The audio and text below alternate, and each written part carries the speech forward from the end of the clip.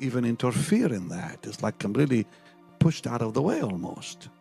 You know, that's when the flesh begins to die.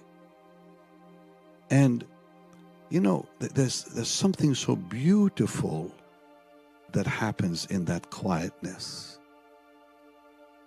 And I'm not talking about mental quietness. I'm talking about word quietness.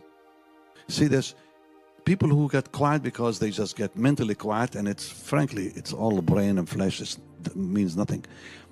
But when the word brings quietness to your spirit, which it does when you read it like I'm talking about, because it quickens you. It quickens you.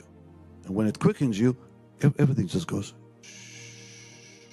like very quiet. In the spirit, I mean. I don't mean mentally. But eventually, within the next few moments, the mind that was interfering is completely shut out. Because you can be quiet and listen to worship on tape, and your brain can be very active, and the devil can still use it to interfere. But when you let the word do it, the time comes when the brain just doesn't know what to do with that, and it's all gone. And now you are in a place of peace that passeth all understanding. That's a fact.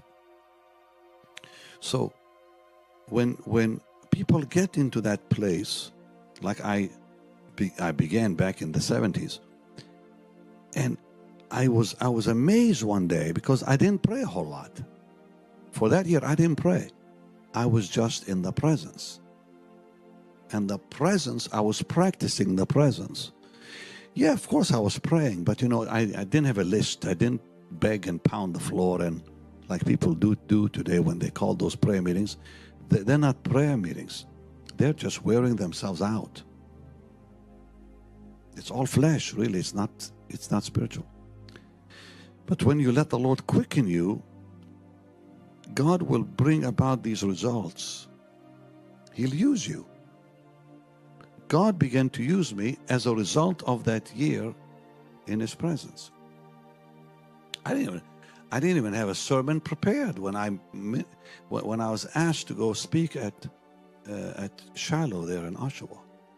I was sitting with a group with a dear couple, Stan Phillips and Jolie Phillips. He was a scientist, and I'm telling him about what God has been doing in my life, and he says, you know, you need to come in and share that in our fellowship tonight.